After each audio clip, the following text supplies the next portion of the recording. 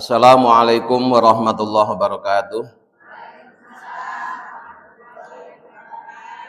Alhamdulillahilladzi faqaha fid dinihi man istafau minal anam wa hada man irtadahu li fahmi ma syara'ahu minal ahkam. Ahmaduhu ala jami' nu'amaihi wa askuruhu ala tazayyidi alaihi. Ashhadu an la ilaha illallah wahdahu la syarika lahul malikul alam wa asyhadu anna Muhammadan abduhu wa rasuluhu sayyidul anam amma ba'du. Ibu-ibu yang kami muliakan, alhamdulillahirrahmanirrahim, pagi ini kita bisa bertemu kembali untuk bersama-sama berthalabul ilmi. Mudah-mudahan kehadiran kita di tempat yang mulia ini dijadikan oleh Allah sebagai tambahan amal ibadah yang bawa manfaat maslahah fid dini wad dunya wal akhirah. Amin ya rabbal alamin. Sholawat serta salam semoga senantiasa dilimpahkan kepada junjungan kita Nabi besar Muhammad sallallahu alaihi wasallam, karena beliaulah yang senantiasa kita harapkan syafaatnya kelak di hari kiamat. Ibu-ibu yang kami muliakan, kajian kitab Fathul Qorib pada pagi hari ini telah sampai pada fasal mubtilatus sholah, beberapa hal yang membatalkan sholat. Bismillahirrahmanirrahim. Faslun fi adati mubtilatis sholah. Fasal menerangkan tentang bilangannya perkara yang membatalkan sholat. Walladzi tabtulu bi sholatu ahada asyara syai'an. Perbuatan yang membatalkan sholat itu ada 11 macam perbuatan. Artinya jika kita sedang sholat kemudian kita melakukan salah satu dari 11 perbuatan ini, maka sholat kita menjadi batal. Batal dengan tidak sah itu beda ya. Batal dengan tidak sah itu walaupun hasilnya sama tapi prosesnya beda. Batal itu gagal di tengah jalan, sedangkan tidak sah itu karena memang dari awal sudah tidak memenuhi syarat. Dibeda, walaupun hasilnya sama-sama dia sholatnya tidak sah, tapi proses terjadinya itu beda. Jika tidak terpenuhi syarat namanya tidak sah, jika gagal di tengah jalan namanya batal. Nah, sesuatu yang bisa merusak atau membatalkan sholat itu ada 11 macam.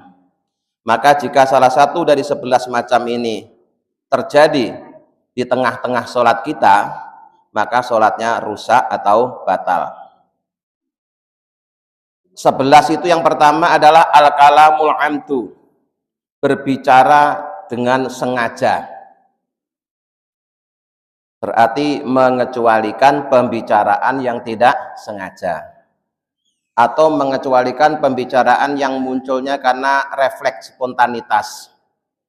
Itu juga menjadi beda status hukumnya dengan pembicaraan yang disengaja. As-shalihu li khitabil adamiyina, yang ucapan atau kalimat yang keluar dari mulut kita di saat sholat itu benar-benar satu ucapan yang bermakna sebagai salah satu bentuk pembicaraan yang bisa dipahami oleh manusia. Artinya begini, ketika kita sedang sholat, kok kemudian kita mengucapkan kalimat, walaupun hanya satu kata, tapi kalimat yang kita ucapkan itu memang dikenal sebagai salah satu bentuk pembicaraan manusia, maka itu sholatnya batal. Sehingga di dalam bahasa Arab itu ada kalimat yang pengucapannya itu hanya satu huruf, tapi itu sudah bentuknya sudah kalimat, dan itu sangat populer ya, sangat populer. Ketika kita membaca doa sapu jagat, itu kalimat terakhir kan ada kalimat waqina adzabannar. Waqina itu walaupun tulisannya hanya terdiri dari 3 huruf, tapi itu juga sekaligus menjelaskan 3 kalimat. Wa itu kalimat huruf, artinya dan. Ki itu fi'il amar, artinya jagalah. Na itu isim domir, artinya kami. Sehingga wakina artinya dan jagalah kami. Maka ketika kita sholat kemudian kita mengucapkan satu huruf yang bermakna dan kalimat itu kita ucapkan dengan sengaja, maka batallah sholat kita. Batallah sholat kita. Dulu di awal-awal disyariatkannya sholat, itu para sahabat kalau sholat berjamaah masih suka sambil ngobrol. Jadi kayak kita menyaksikan salatnya anak-anak kecil itu ya, walaupun dia sudah takbiratul ihram sambil dengerin imam baca Fatihah, itu makmumnya ngobrol. Maka kemudian turunlah firman Allah dalam Al-Quran, hafidhu ala sholawati wa sholatil wusta wa qumu lillahi qanitin. Jagalah oleh kalian sholat-sholat dan jaga pula sholat wusta, dan dirikanlah sholat itu dengan khusyuk. Qanitin itu maknanya khusyuk. Salah satu tandanya khusyuk itu seseorang ketika sholat tidak mengucapkan kalimat kecuali kalimat yang ada kaitannya dengan sholat, yaitu zikir, baik berupa takbir, tasbih maupun bacaan Al-Quran. Sehingga ketika seseorang di tengah-tengah sholat dia mengucapkan kalimat yang tidak termasuk zikir, maka ucapan seperti itu membatalkan sholat. Sawa'un ta'allaqo bimaslahati sholati aula. Baik kalimat yang terucap itu terkait dengan kemaslahatan sholat atau tidak. Menurut madhab Imam Syafi'i, yang demikian ini sudah membatalkan sholat. Jadi kalau madhab Syafi'i itu paling ketat. Orang yang sholat kok di tengah-tengah sholat berbicara, walaupun pembicaraan itu masih terkait dengan kemaslahatannya sholat, maka sholatnya tetap batal. Ini tentunya berbeda dengan madhab Imam Malik. Kalau Imam Malik berpendapat, jika ucapan yang keluar di tengah-tengah sholat itu masih ada kaitannya dengan kemaslahatan sholat, maka sholatnya tidak batal. Dan itu ada ceritanya. Pernah kejadian, Rasulullah itu ngimami sholat, kalau enggak zuhur itu asar.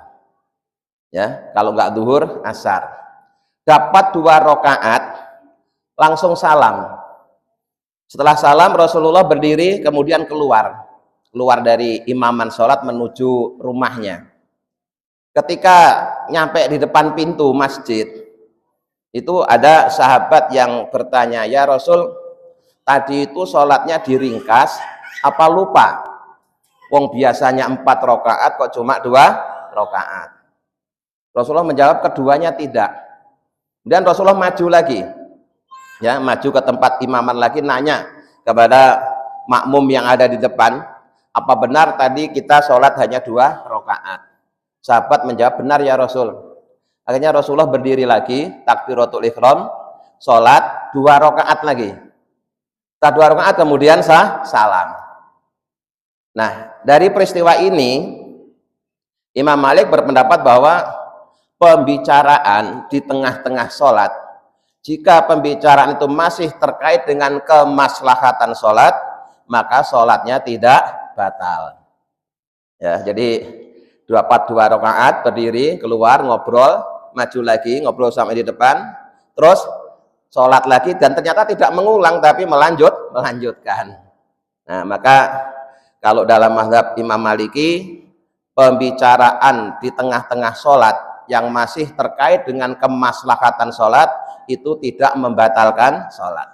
Tapi kalau mazhab Imam Syafi'i, baik terkait dengan kemaslahatan sholat atau tidak, jika itu pembicaraan tidak terkait dengan zikir, maka batalah sholatnya. Maka dari itu ada tuntunan, ini terkait dengan adab.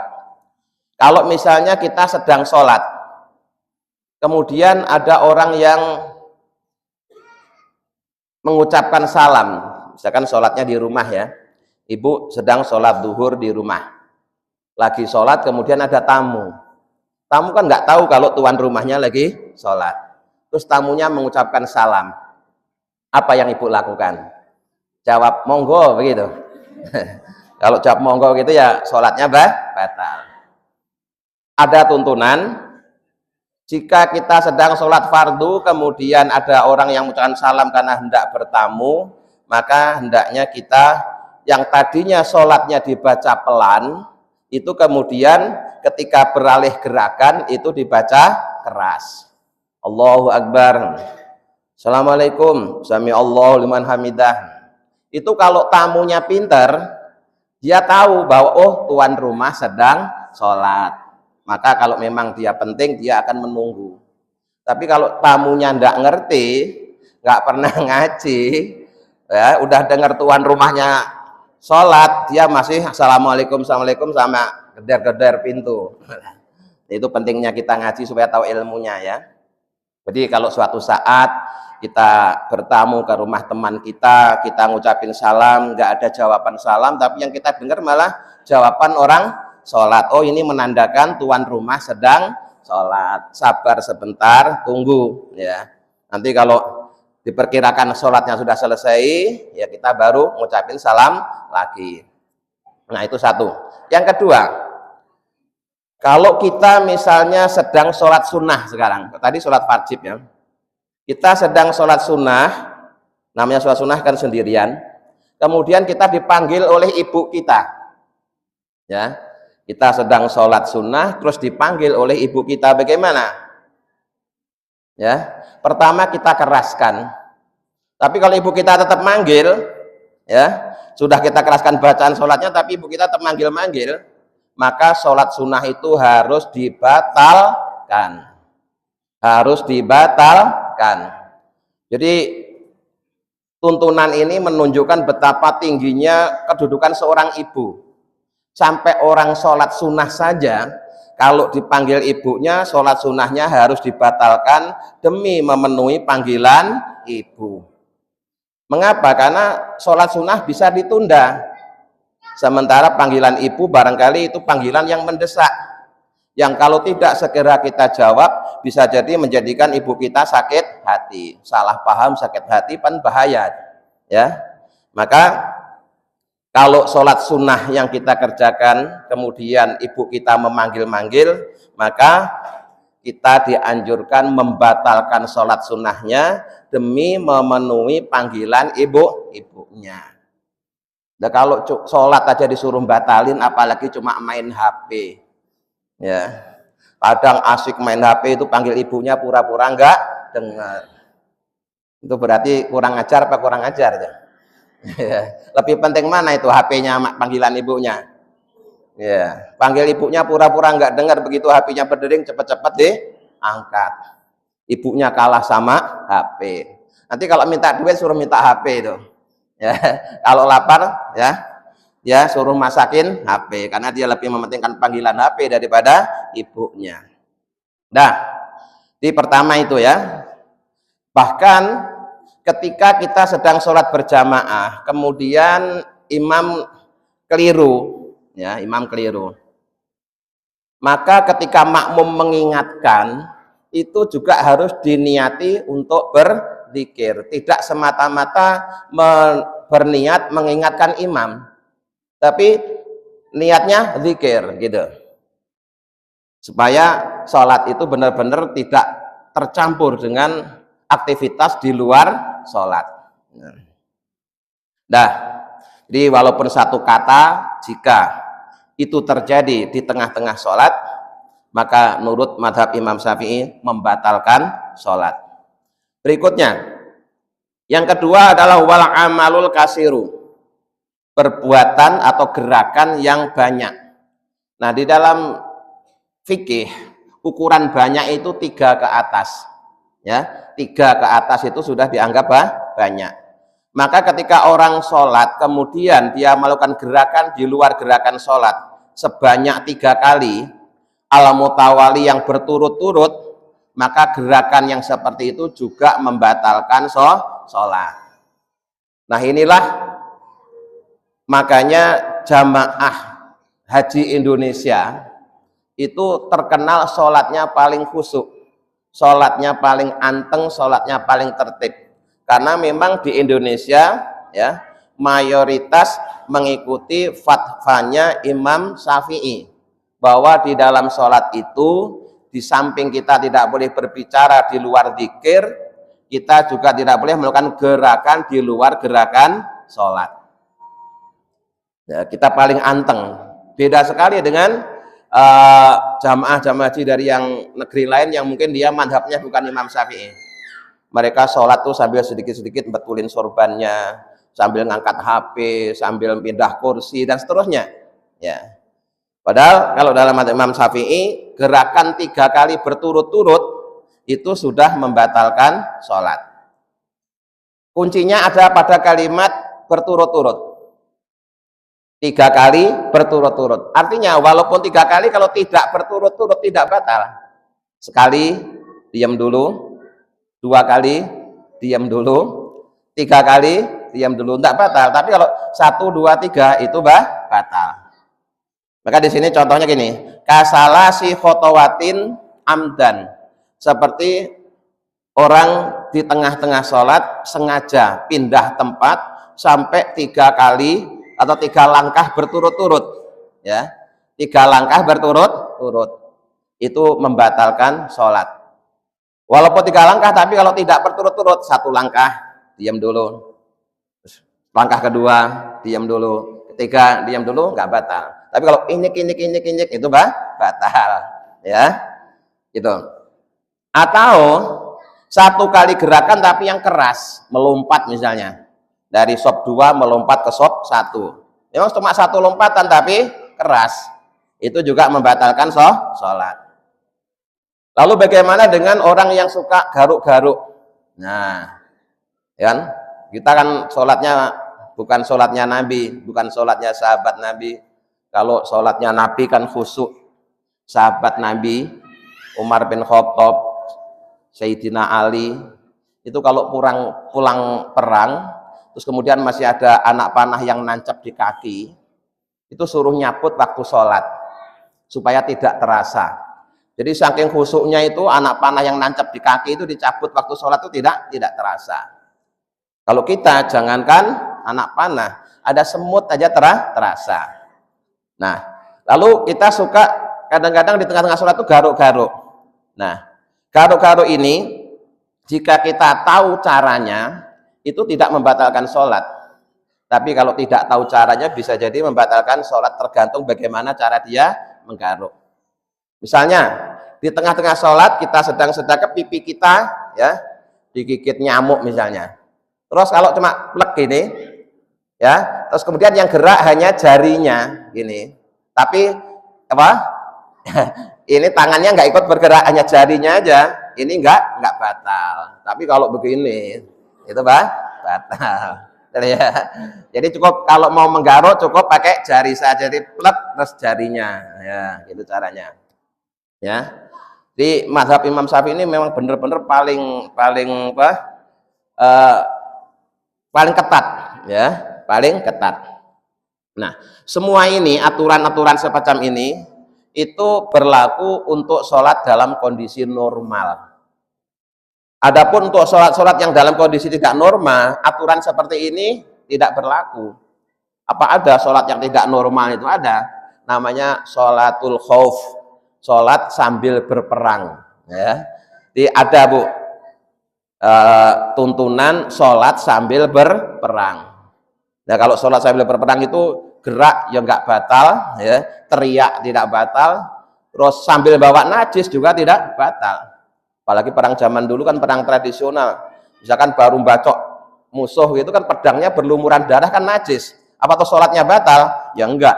Itu kalau sholat khauf, sholat dalam peperangan atau sholat sambil perang, bukan dalam peperangan tapi sholat sambil perang. Nah itu beda aturannya.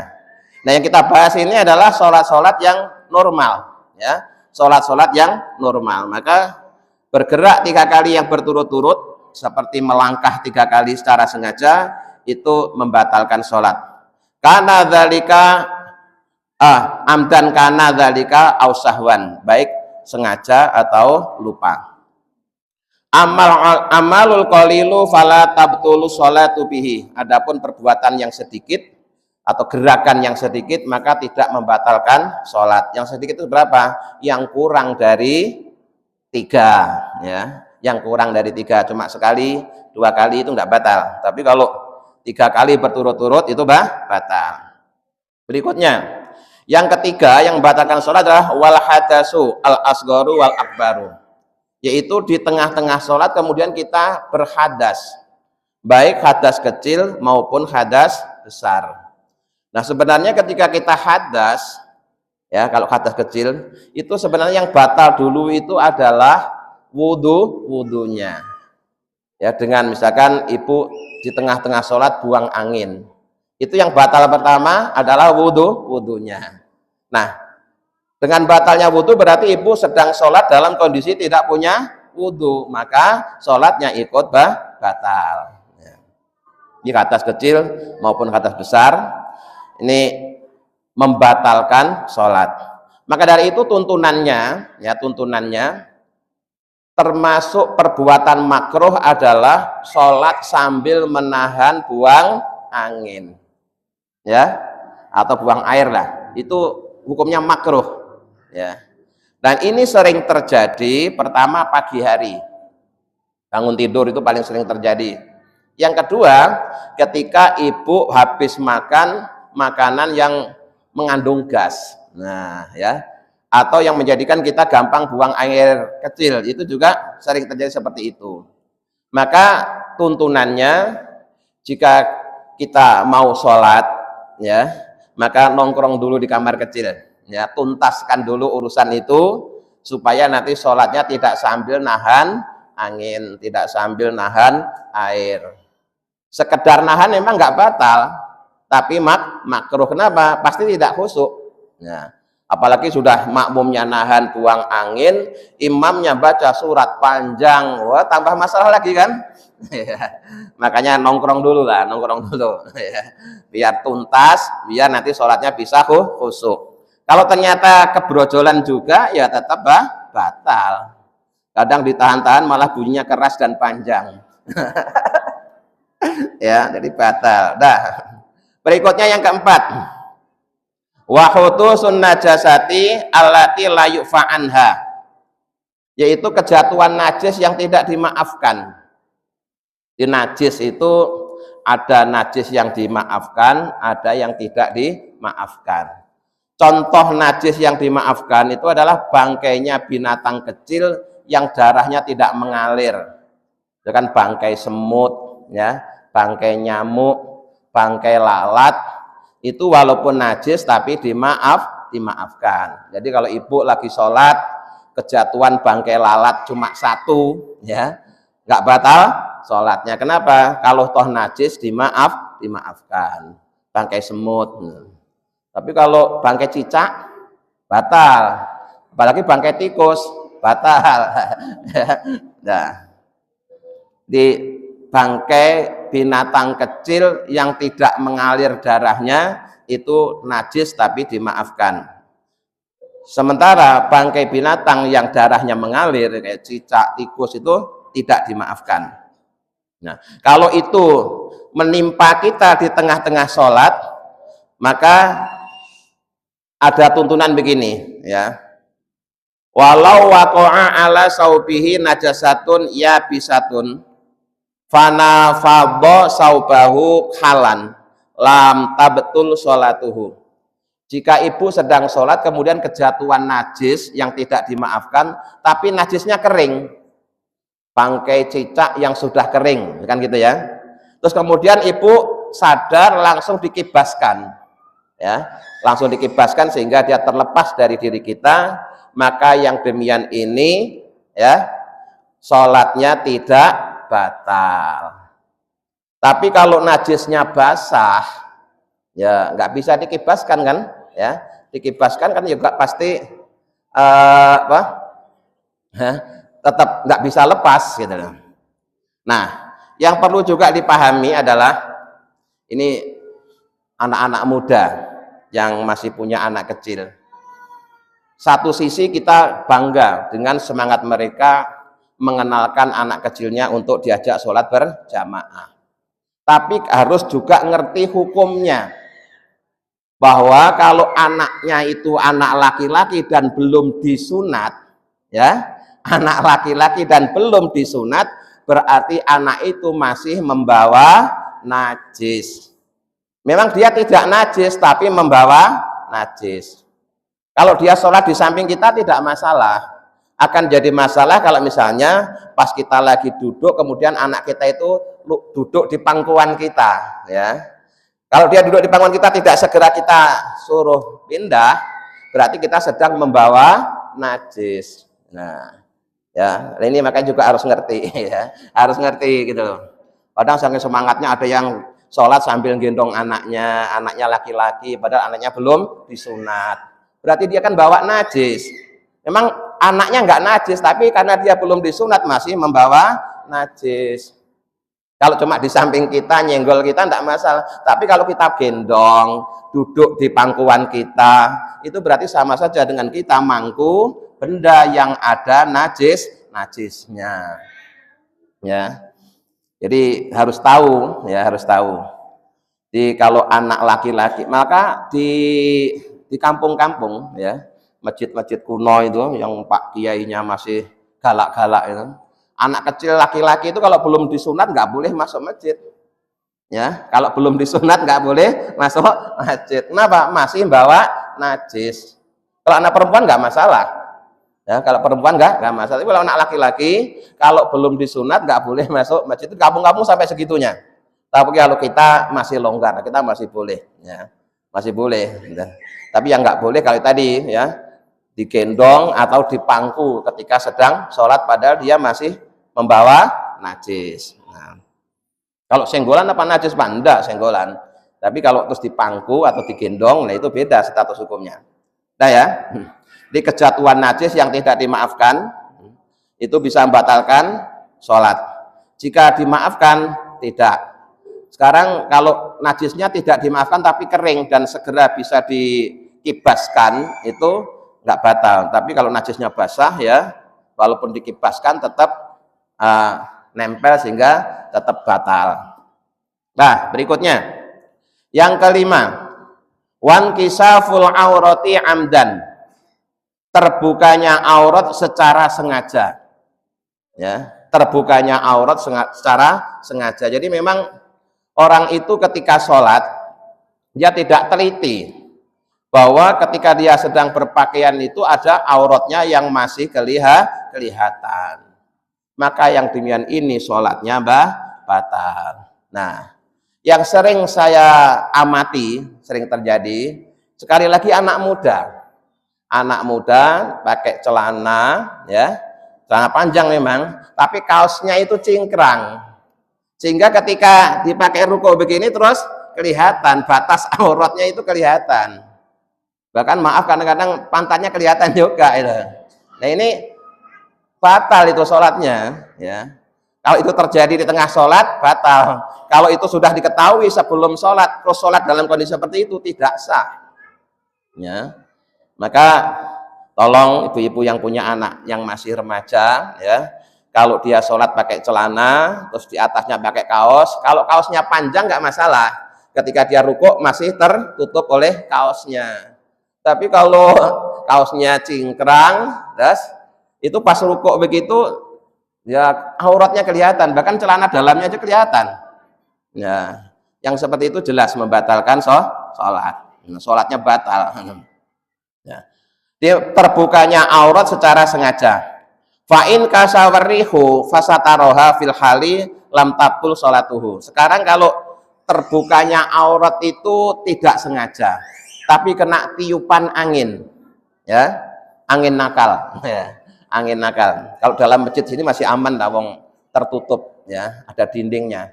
Tapi kalau misalkan ibu sedang sholat di tempat terbuka, di halaman masjid atau di lapangan, di tengah-tengah sholat ada angin, terus kemudian angin itu menyibak pakaian kita sampai menjadikan auratnya terlihat.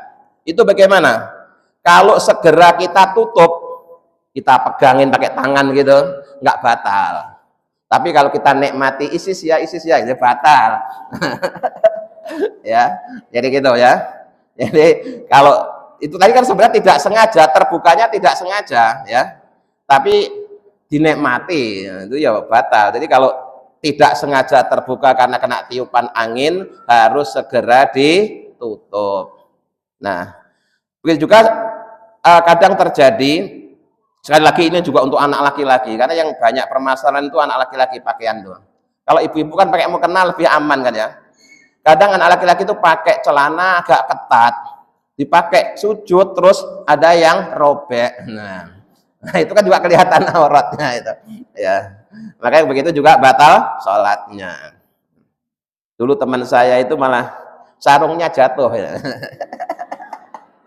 Sudah begitu nggak cepet-cepet dipakai, malah toleh. Ya lucu. Nah, berikutnya yang keenam, wa taghyirun niyati, dan berubahnya niat. Ka'ayyukwiyal khuruja minas sholati. Nah, termasuk yang membatalkan sholat yang keenam adalah berubahnya niat. Jadi begini, orang itu kalau niat sholat ya, ketika takbiratul ihram itu harus niat sholatnya itu sampai salam ya, sampai salam. Tidak boleh kita menggantungkan niat. Misalkan begini ya, ibu sudah janjian sama temennya bahwa nanti habis maghrib itu mau berangkat bareng-bareng, mau kondangan. Ternyata sampai masuk waktu sholat isya temennya belum datang. Mumpung sholat udah datang isya, aku isya dulu aja. Nah baru sholat isya dapat 2 rakaat temennya datang. Ya, terus gini, batalin aja lah gitu. Itu walaupun belum sampai dibatalin, tapi ibu sudah niat, nanti kalau temanku datang, sholatku aku batalin. Itu sudah otomatis sholatnya batal. Gak boleh begitu, itu namanya menggantungkan niat. Ya. Jadi sholat sudah masuk isya, tapi nanti kalau sholatku belum selesai, kemudian temanku datang, sholatnya aku batalin. Itu sholatnya sudah langsung batal. Ya, sholatnya sudah langsung batal. Ya. Di sholat itu harus niat sampai salam. Orang menikah juga begitu. Orang menikah niatnya harus untuk selama-lamanya. Walaupun ternyata dalam perjalanannya terjadi perceraian nggak masalah. Tapi ketika nikah niatnya harus untuk selama-lamanya. Nggak boleh niat awalnya memang sudah aku nikahin dia sebulan saja. Nggak boleh, itu nggak sah. Ya, aku nikahin dia semalam saja. Ada cinta 1 malam gitu ya. Ya, nggak boleh gitu. Ya. Jadi orang ketika menikah harus niat untuk selama-lamanya, walaupun kenyataannya ada juga yang bercerai. Tapi kan tidak diniatkan. Ya. Tapi kalau dari awal memang sudah diniatkan, dia aku nikahi sampai anaknya lahir saja, dia aku nikahi sampai sekian bulan saja, itu tidak boleh seperti itu. Ya, jadi tidak boleh. Terus juga ketika kita berikrar bersahadat masuk Islam, itu juga harus niat untuk selama-lamanya. Nggak boleh orang niat masuk Islam dibatasi waktu. Ya, misalnya tadinya dia non Muslim, terus karena mau menikahi wanita muslimah, dia masuk Islam. Tapi ketika masuk Islam itu dalam hatinya, aku masuk Islam sampai habis nikah saja. Nanti habis nikah aku mau kembali lagi. Itu masuk Islamnya aja sudah tidak sah. Ya, karena itu namanya menggantungkan niat, ya, nggak boleh. Jadi ketika orang menikah harus niat selamanya, walaupun kenyataannya ada yang cerai. Ketika kita sholat harus niat sampai salam, nggak boleh di tengah-tengah sholat terus berubah niat atau menggantungkan niat. Ketika masuk Islam juga harus niatnya sampai mati. Nggak boleh nanti sewaktu-waktu mau coba-coba dulu lah masuk Islam 2 tahun aja, kalau enak kita lanjutin, kalau enggak, nah itu udah nggak usah nunggu 2 tahun, udah langsung nggak sah itu syahadatnya karena dibatasi waktu. Nah, Berikutnya, wastidbarul kiblati. Ya. Yang ketujuh yang membatalkan sholat adalah membelakangi kiblat. Ka'ayyaj'alaha khalfa dhahrihi, seperti seseorang yang menjadikan kiblat di belakangnya. Ini begini, ya. Sebenarnya menutup aurat menghadap kiblat itu dilakukan sebelum sholat. Karena itu termasuk syarat sahnya sholat, ya. Terkait dengan kiblat itu ada tingkatan-tingkatannya. Untuk orang yang sholat di depan Ka'bah, maka ketika sholat dadanya harus menghadap ke Ka'bah, karena Ka'bah ada di depan mata. Kemudian untuk orang yang di luar Masjidil Haram, maka sholatnya tidak harus menghadap Ka'bah, cukup menghadap Masjidil Haram, sudah sah, ya. Kemudian untuk orang yang jauh dari Mekah, kayak kita orang Indonesia sholat di Indonesia, ini apakah sholatnya harus menghadap ke Ka'bah? Sulit. Harus ngadep ke Masjidil Haram? Sulit juga. Kemana? Ngadep ke kota Makkah. Itu sudah sah. Makanya untuk orang Indonesia akan sholatnya ngadep ngulon itu sudah sah. Nggak usah repot-repot. Nggak usah pakai dilihat dari satelit apakah dada kita sudah lurus dengan Ka'bah atau tidak. Tidak. Islam nggak mempersulit seperti itu. Ya. Jadi yang harus menghadap Ka'bah tadi itu untuk orang-orang yang sholatnya memang di pelataran Ka'bah. Yang di luar masjid cukup ngadep Masjidil Haram. Yang di luar Mekah cukup ngadep ke kota Mekah. Untuk orang Indonesia asalkan ngadep ngulon sudah sah. Tidak usah risau, bingung ketika ada orang, wah ini berdasarkan pantauan satelit kiblatnya orang Indonesia kurang ke kanan atau kurang ke kiri. Tidak usah. Ya, itu bikin repot aja itu. Sampai ada yang percaya masjidnya harus diputar, nah, biayanya kan banyak. Ya. Nah yang seperti ini itu juga kadang ada jamaah yang tidak paham, hanya gara-gara sajadahnya dimencangin dikit aja sudah tersinggung. Nah, boyo belajar dulu gitu loh, jangan gampang-gampang menyalahkan. Gitu. Jadi menghadap kiblat itu syarat sahnya sholat. Kemudian kalau ada orang sengaja sholat dengan membelakangi kiblat, ya jelas sholatnya tidak sah kalau itu terjadi sebelum sholat. Kalau di tengah-tengah sholat gimana? Nah ini ya, ketika kita mau sholat dan ingin menghadap kiblat, ada rentetan yang harus kita lalui. Pertama, ya, jika memang kita sedang tidak bingung arah, maka mudah kita sholat yakin langsung menghadap ke kiblat karena memang sedang tidak bingung. Sekarang kalau kita sini sedang bingung, di Jakarta ini kan banyak orang bingung, nggak tahu arah, taunya depan belakang kanan kiri, gitu kan? Iya, jangankan yang anak-anak, yang ibu-ibu juga begitu ternyata. Ya, di Jakarta itu banyak yang nggak tahu. Misalkan saya bilang, itu loh Bu, selatannya rumah sakit, selatan itu mana? Nah, nggak tahu, kirinya apa kanannya, nah, taunya begitu. Ya, maka kalau kita sedang bingung, pertama ikuti petunjuk yang ada. Ya, kalau kita sedang bingung nggak tahu arah, kita kalau mau sholat tanya orang, Pak, kiblatnya mana? Arah kiblatnya kemana? Itu kalau ada yang ditanya. Kalau nggak ada, lihat tanda-tanda. Kalau misalkan di masjid, oh imamannya ada di mana, gitu ya. Kalau semuanya tidak ada, ya, mau nanya orang nggak ada, mau lihat tanda-tanda nggak ada, karena sedang di tengah hutan misalnya. Lihat matahari juga nggak ada, kan matahari masih bisa dijadikan patokan kan, kalau sore matahari itu di sebelah barat gitu. Nggak ada yang ditanya sama sekali, maka Bapak Ibu boleh sholat ngadep kemana saja, dan seandainya salah itu tetap sah. Ya, seandainya salah itu tetap sah. Jika memang sudah tidak ada yang ditanya. Nah, bawa itu Pak, ini bawa kompas tapi karena di tengah hutan nggak ada sinyal juga ngaco, ini error misalkan. Kan bisa aja terjadi seperti itu ya. Makanya menghadap kiblat ini sebenarnya tidak serumit yang kita bayangkan tadi ya. Jika kita sholatnya di pelataran Ka'bah, memang harus ngadep ke Ka'bah. Kalau di luar masjid cukup ngadep ke masjid, di luar Mekah cukup ngadep ke kota Mekah. Nah, kota Mekah itu kalau dilihat dari Indonesia sebelah barat, maka bagi orang Indonesia asalkan sholatnya ngadep ke barat itu sudah sah. Itu aja. Maka kalau sengaja membelakangi kiblat itu sholatnya tidak sah atau batal. Nah. Berikutnya, wal aklu wasurbu kasiron kanal maklulu wal masrubu auqolilan.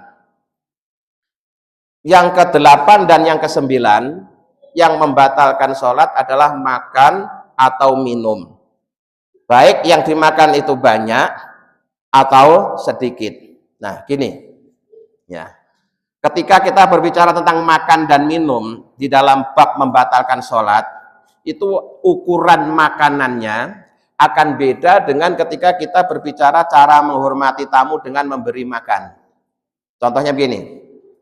Salah satu cara menghormati tamu adalah memberi makan. Saya tanya, seandainya di rumah ibu ada tamu, saudara dari jauh, terus ibu ngasih makan, itu ngasihnya minimal 1 piring apa 1 sendok? 1 piring ya, bahkan lebih kadang. Nah, tetapi kalau kita sedang sholat, ya, walaupun makannya sebutir nasi, nggak sampai sepiring, nggak sampai sesendok, hanya sebutir nasi, itu sudah batal.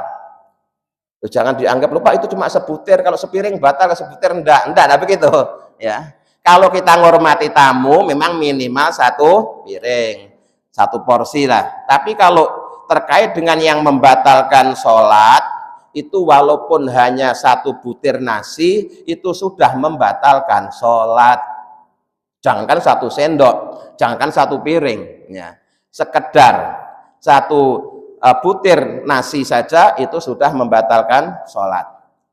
Lalu bagaimana caranya kalau kita, misalnya gini, ya. Sebenarnya tata tertibnya, makan dan minum itu tidak membatalkan wudhu, ya, tidak membatalkan wudhu. Tetapi bagi orang yang setelah wudhu kok kemudian dia makan, nanti kalau mau sholat tolong mulutnya dibersihkan dulu. Mungkin dengan gosok gigi atau minimal berkumur-kumur. Untuk apa? Untuk jaga-jaga, jangan sampai ada sisa makanan yang terselip di mulut, kemudian nanti di tengah-tengah sholat muncul, terus kemudian ditelen. Kalau ditelen sholatnya batal. Ya. Nah sekarang kalau muncul terus supaya nggak batal gimana? Dimuntain, diludain. Ya, tapi ngeludainya ke tubuh sendiri, jangan ludain ke temennya, ditempeleng nanti. Kan suka ya, walaupun sudah kumur-kumur kadang-kadang suka karena dipakai baca Fatihah atau pakai surat, terus sisa makanannya tadinya terselip di gigi atau di mana gitu kemudian keluar. Kalau tidak kita buang, ganggu bacaan kita. Kalau kita telan, batal. Bagaimana? Ludain aja ke tubuh sendiri. Terus caranya supaya tidak batal. Jangan terus ditelan batal. Ya. Termasuk juga kalau misalkan kita baru minum, ya, baru minum yang rasanya manis, terus lupa nggak kumur-kumur.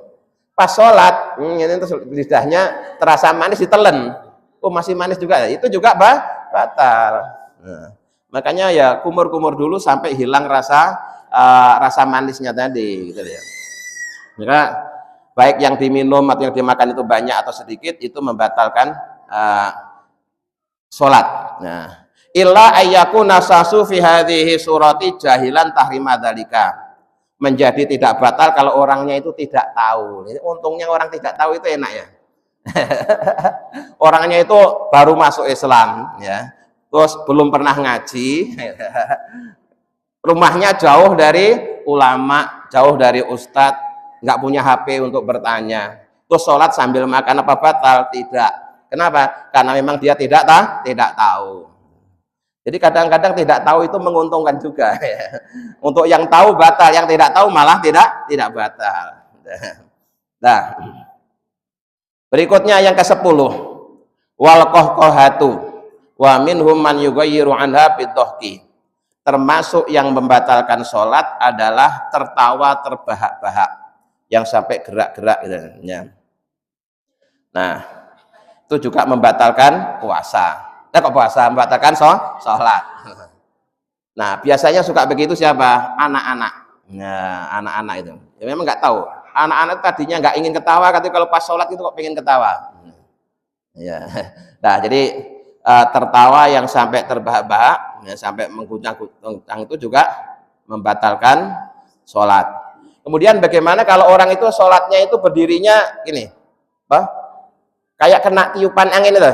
Nah, gitu, ya, gitu. Ya. Itu kalau geraknya memang karena gerakan angin itu nggak batal. Ya. Tapi kalau sengaja, kalau dia ngantuk, ya, ya, itu itu bisa batal itu kalau ada unsur kesengajaan gerak yang seperti itu, ya. Ini terutama sholat malam hari, ya, sholat malam hari. Makanya uh, kita dianjurkan kalau mau sholat itu usahakan kita itu benar-benar fresh itu, ya. Jangan sambil nahan buang angin, jangan sambil nahan lapar kecuali lagi puasa, ya.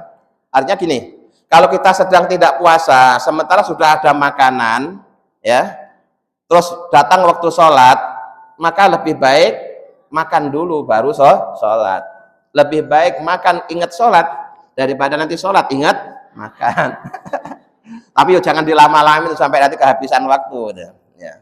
Nah, berikutnya yang ke-11, ya, yang membatalkan sholat adalah waridatu murtad, ya. Ini kalau murtad itu jangankan sholat, Islamnya aja batal. Nah, itu hal-hal yang membatalkan sholat. Ada 11 macam. Selanjutnya saya tambahkan bahwa salah satu rukunnya sholat, ya, untuk sholat fardu, ya, itu adalah berdiri bagi yang mampu. Sekarang bagaimana kalau ada orang, ya, sholat fardu terus kemudian dia tidak mampu mengerjakannya sambil berdiri? Maka ini penjelasan saya bacakan.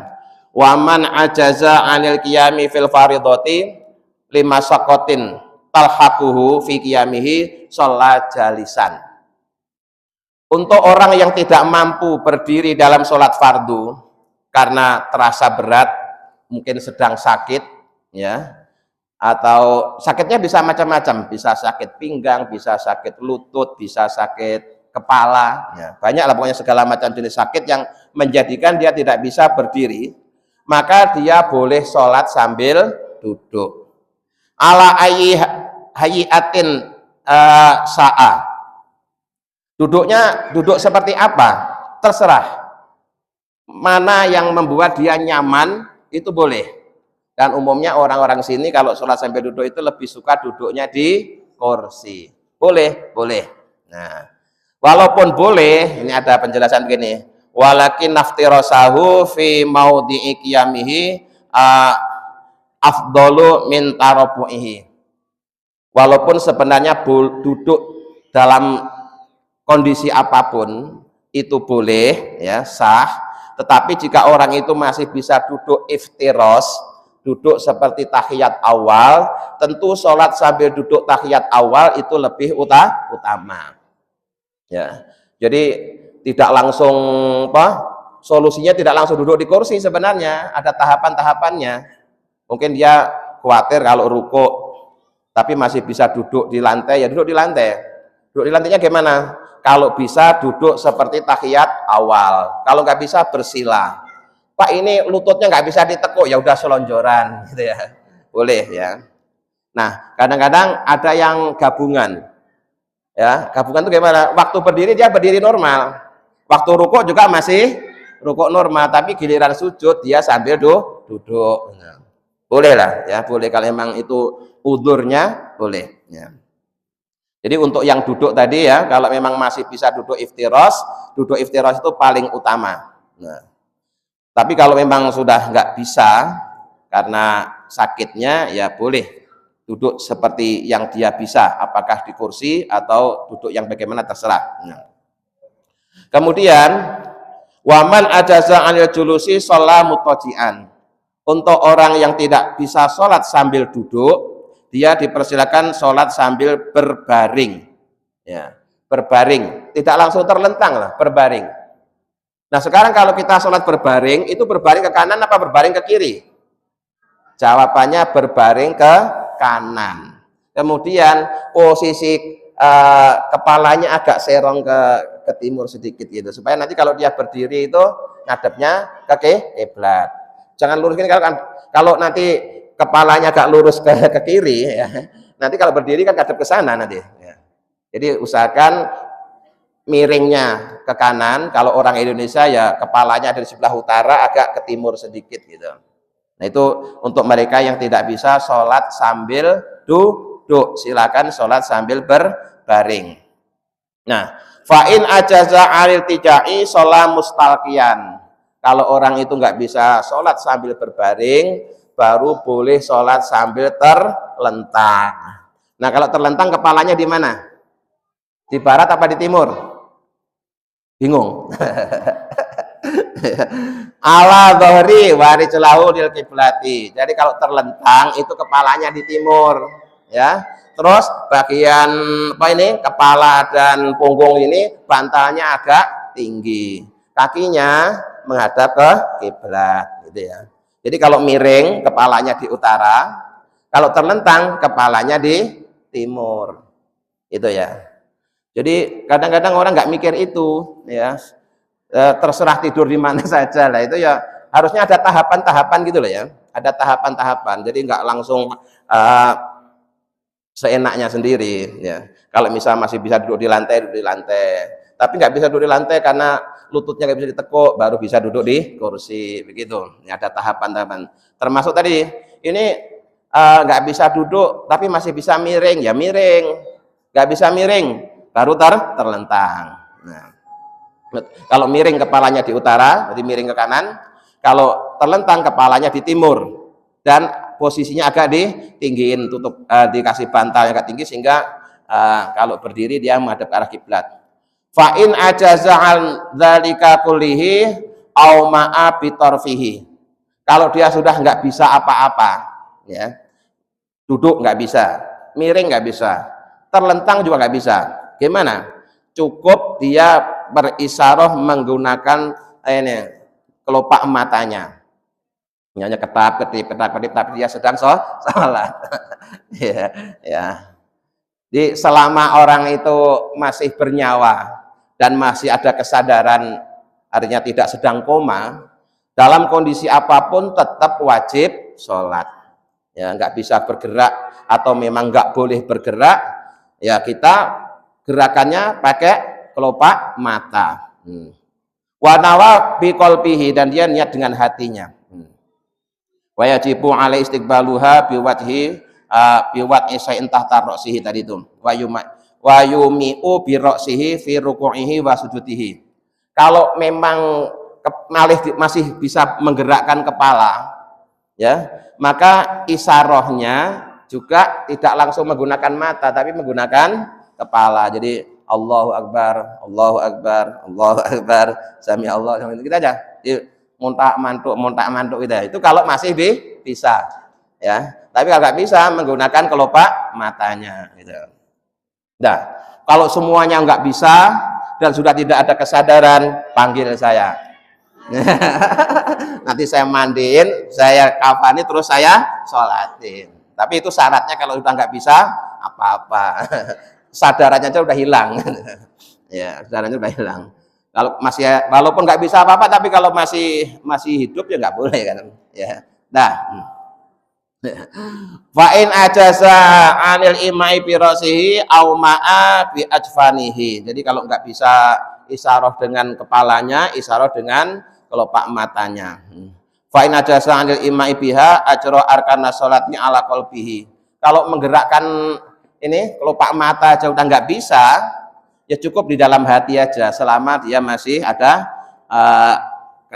kesadaran. Ada kesadar bahwa dia masih bisa diajak komunikasi, cuma hanya hatinya yang normal. Ya. Wala yatrukuha madama aqluhu sabitan. Sholat tidak boleh ditinggalkan selama orang itu masih akalnya normal, walaupun fisiknya sudah lemah semua. Nah, kemudian wal musolli qa'idan la qada'a alaihi wala yanqusu ajruhu li annahu ma'dzurun. Orang sholat fardu sambil duduk itu sholatnya sah dan tidak perlu diqadha. Bahkan pahalanya pun juga tidak berkurang. Sama. Jadi kalau memang duduknya karena udzur, ya, itu yang berdiri maupun yang duduk pahalanya sama. Itu untuk sholat fardu ya. Karena duduknya itu karena udzur. Ya. Wa amma qaulu sallallahu alaihi wasallam, adapun sabda Rasulullah yang terkait dengan perbedaan pahala karena perbedaan dalam mengerjakan sholat ini nanti ada penjelasan begini ya. Man sholat qa'idan falahu nisfu ajril qaimi. Dalam sebuah hadis Rasulullah bersabda, barang siapa yang sholat sambil duduk, maka pahalanya separuhnya orang yang sholat sambil berdiri. Wa man sholat naiman, barang siapa yang sholat sambil tiduran, bukan tidur beneran, nggak tidur beneran ya nggak sholat, tiduran, falahu nisfu ajrul qa'idi, maka baginya separuh pahalanya orang yang sholat sambil duduk. Hadis ini famahmulun alan nafli intal qudrati, ini diperlakukan untuk sholat sunnah ya, untuk sholat sunnah. Jadi kalau sholat sunnah begini ibu sebenarnya masih mampu sholat sambil berdiri, tapi karena ibu pengen sholat sambil duduk, boleh sah, tapi pahalanya separuhnya yang berdiri. Sebenarnya masih mampu sholat sunnah sambil duduk, tapi dia milih sholat sunnah sambil berbaring, maka pahalanya dapat separuhnya yang duduk, begitu. Nah, ketentuan ini berlaku untuk sholat sunnah bagi orang yang masih mampu untuk berdiri. Tapi kalau duduknya, berbaringnya karena ada udzur, baik fardu maupun sunnah, pahalanya sama dengan yang berdiri. Nah, saya kira siang ini sampai di sini dulu ya. Masih ada waktu untuk barangkali ada yang perlu dipertanyakan ya. Silakan ibu-ibu, kita tunggu sampai jam 10. Monggo silakan. Pakai mic apa langsung aja, Bu? Ya, monggo Bu, saya tinggal minum dulu, monggo silakan. Waalaikumsalam warahmatullahi wabarakatuh.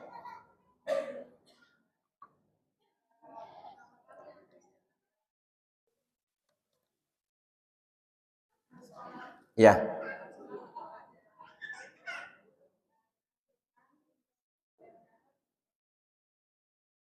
Ya.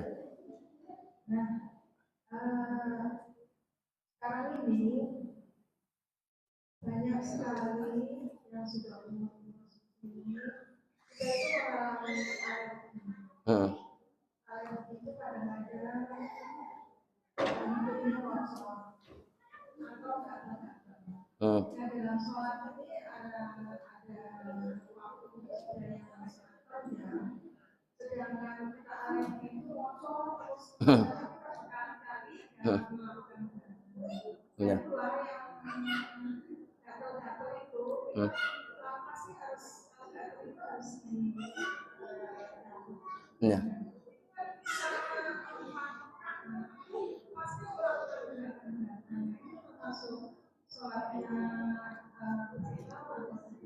Ya.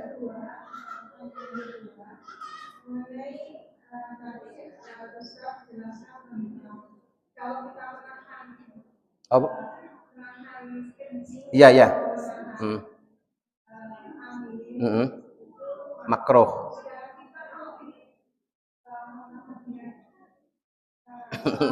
Iya.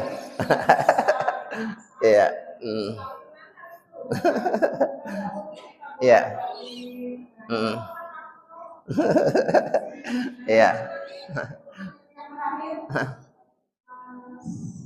Saya sering melihat tentang sholat sunnah itu ada yang pindah tempat. Iya. Oh ya. Tapi pindahnya setelah salam kan, Bu ya? Iya, betul.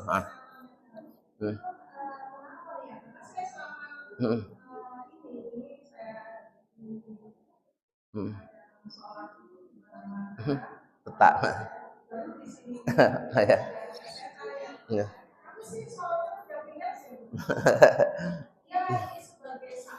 Ya.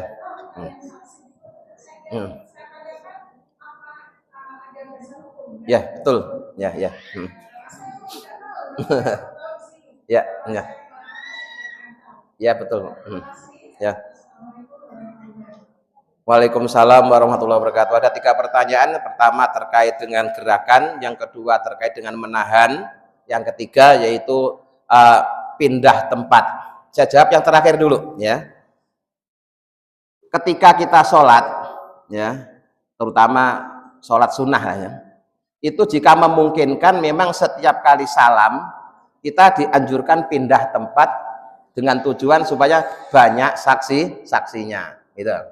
Nah, ulama memahami bahwa yang dimaksud dengan pindah tempat ini ya harus pindah tempat, misalkan kadang sholat di Al-Furqon, kadang sholat di Nurul Iman, kadang sholat di Al-Ihsan, di Nurul Huda, begitu, sehingga di mana-mana buminya Allah itu menjadi saksi bahwa dia pernah sholat di tempat itu.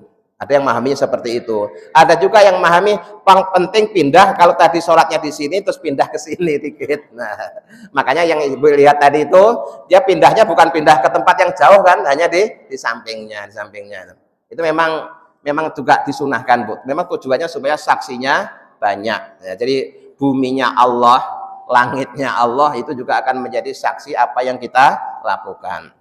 Tapi sekali lagi itu tadi jika kondisinya memungkinkan. Kalau ibu sholat di Masjidil Haram tidak mungkin itu, karena di mana-mana dipenuhi orang. Karena kalau mau pindah harus nanti ya. Misalkan kita asar di sini, nanti duhur di sana, terus maghrib di sana, itu bisa. Tapi kalau sholat sunnah tiap 2 rakaat pindah tempat itu kayaknya kalau di sana nggak memungkinkan. Tapi kalau di sini masih memungkinkan. Ya. Nah, jadi itu alasannya. Di alasan itu memang ada dasar hukumnya supaya saksinya itu banyak. Tapi sebenarnya saya lebih setuju yang pindahnya itu ke tempat yang jauh tadi. Ibu pernah sholat di Hong Kong, pernah sholat di Korea, pernah sholat di Jepang. Gitu kan jadinya nanti waktu ibu dihisab itu buminya yang menyaksikan. Wah, si fulan ini pernah sholat, bumi yang di Hong Kong jadi saksi, yang di Amerika jadi saksi, di Papua jadi saksi, di Timur Timur jadi saksi. Itu hebat kan ya. Ini yang saksinya Poris semua. ya lumayan ya, Poris semua. Karena dari dulu sholatnya di situ aja. Tapi ya lumayan. Tapi saya bisa pindah-pindah itu tadi Bu maksudnya. Itu pertama ya, pertanyaan ketiga ya. Yang kedua terkait dengan menahan. Nah, di Mekah memang di sana banyak problem ya. Di satu sisi kita maunya ya sholat itu bisa terus di dalam Masjidil Haram, bahkan kalau bisa beberapa waktu cukup dengan sekali wudhu gitu kan ya. Karena kalau harus wudhu lagi resikonya tempat wudhunya jauh, mau balik ke situ lagi sudah kehilangan tempat. Nah, itu memang menjadi problem ya. Tapi sebenarnya gini loh Bu, ada cara ya. Kita bisa tetap di Masjidil Haram ya, bisa ngejar sholat 5 waktu, tapi tanpa harus menahan buang angin. Kalau sekedar buang angin bisa dilepas saja, terus nanti wudhunya gimana? Kita bisa wudhu dengan menggunakan sebotol air ini bisa kok, ya. Cuma syaratnya ibu sediakan kain anduk, ya. Terus ini tuang di sini untuk muka, terus tuang ini untuk tangan, gitu aja. Terus nanti netesnya kan ke anduk kita dilap kan sudah kering. Itu cara wudhu. Kalau hanya sekedar buang angin bisa dilepas, kemudian nanti wudhunya bisa menggunakan sebotol air. Yang jadi masalah kalau menahan air kecil, nah, ini nggak bisa dilakukan dalam masjid. Ibu mau nggak mau harus keluar dari masjid. Nah, tipnya, caranya ya, kalau ibu ingin melakukan di dalam masjid nggak gampang batal wudhunya dan juga tidak nahan buang angin maupun buang air kecil, ya sebelum masuk ke masjid itu dilepas dulu semuanya ya, nongkrong dulu, hindari makanan-makanan yang menimbulkan gas. Nah, kemudian yang jadi masalah juga di sana kadang kalau sudah rame kan lantainya tidak ada karpetnya. Nah, dengan duduk di tempat yang dingin ini juga gampang kembung kan. Nah, itu memang problem ya. Kadang kita ini ngejar raudhah, antrinya sebelum subuh ya. Harapannya nanti bisa sholat subuh di raudhah, giliran azan subuh malah batal wudhunya ya. Akhirnya terus keluar. Nah, itu antara ngejar keutamaan dengan melakukan yang makruh. Itu lebih penting mana? Kalau saya lebih suka menghindari yang makruh, ya, menghindari yang makruh. Ya. Jadi hindari yang makruh dengan cara pertama kalau terkait dengan menghindari buang angin, buang itu ya hindari banyak makanan yang menimbulkan gas. Terus mungkin minumnya air juga harus hati-hati supaya nanti nggak gampang kencing gitu caranya ya. Kemudian pertanyaan yang berikutnya terkait dengan gerakan ya. Jadi garuk-garuk itu salah satu gerakan yang paling sering kita lakukan di dalam sholat. Caranya tadi Bu, yang penting cukup yang gerak itu jarinya saja. Misalkan yang gatel mana gitu ya, ya gini pelak ini terus ini aja. Jarinya saja yang bergerak, jangan lengannya ikut bergerak, itu nggak batal. Dan kalau sangat terpaksa, ya sekali lagi yang pakai aturan sedemikian rumit ini memang madhab Imam Syafi'i, supaya orang itu sholatnya benar-benar khusyuk lahiriahnya gitu, khusyuk, terus nanti berpengaruh juga pada khusyuk batiniahnya. Tapi kalau memang madhab yang lain itu memang agak longgar ya agak longgar, dia sholat sambil macam-macam lah gitu. Nah sekali lagi ya sebisa mungkin ketika kita sholat menghindari perbuatan-perbuatan di luar gerakan sholat atau ucapan-ucapan di luar sholat, karena kalau toh itu tidak membatalkan, paling tidak juga akan menjadikan sholat kita paling ringan itu makruh ya, gitu. Baik, silakan barangkali yang lain, monggo Bu ya, yang agak kenceng aja Bu. Nah, oh ada mic-nya, monggo. Assalamualaikum warahmatullahi wabarakatuh. Waalaikumsalam warahmatullahi wabarakatuh. Pak Ustaz, saya mau nanya. Saya kan kakinya pakai pen ini. Iya. Jadi selama ini kan saya sholatnya duduk. Selonjoran apa ditekuk Bu? Selonjoran. Oh iya. Terus pas bulan-bulan ini agak sakit kaki saya, terus saya sholatnya di atas kasur. Oh boleh itu Ustaz? Iya. Iya. Berdirinya agak Iya. Iya. Terima kasih Pak Ustaz. Ya, Assalamualaikum warahmatullahi wabarakatuh. Waalaikumsalam warahmatullahi wabarakatuh. Jadi gini, sholat sambil duduk itu dengan gaya duduk apa saja boleh dan sah.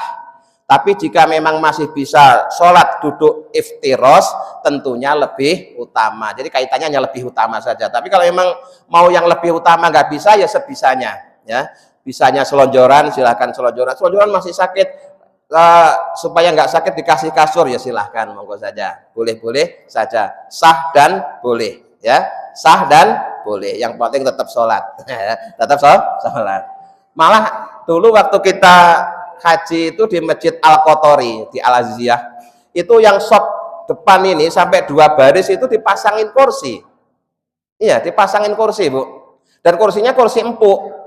Bukan kursi-kursi yang keras kayak yang Ibu pakai di sini. Kursinya kursi empuk tanpa kaki. Ya. Kursi empuk tadi cuma busanya saja sama ada lendeatnya gitu. Itu rupanya dipakai untuk jamaah yang jamaah tetap masjid situ. Jadi kalau sholat tuh, kalau kita kursinya kan masih kursi keras, terus masih nongkrong di atas gini kan ya. Itu mereka itu ya di bawah itu kursinya itu. Dan kursinya tanpa kaki, kursi tanpa kaki, dan itu memang empuk, jadi boleh ya. Ibu sholat di atas kasur boleh, asalkan yakin kasurnya suci. Nah, yang tempat yang kita dudukin itu suci gitu aja, karena syaratnya sholat itu tempat sujud kita, tempat duduk kita yang kita injek harus bersih, suci dari najis. Cukup ya, udah jam 10 pas ini. Ya, ibu-ibu juga udah kakinya pegel-pegel kan duduk dari tadi. Tadi emang nggak ada yang berdiri dulu. Sholawatan aja berdiri nggak? Harusnya sholawatan sambil berdiri biar kakinya sekalian. Baik, mudah-mudahan bisa kita pahami dan kita amalkan. Al-Fatihah. A'udzubillahi minasyaitonirrajim. Bismillahirrahmanirrahim. Alhamdulillahirabbil alamin arrahmanirrahim maliki yaumiddin. Iyyaka na'budu wa iyyaka nasta'in. Ihdinas siratal mustaqim.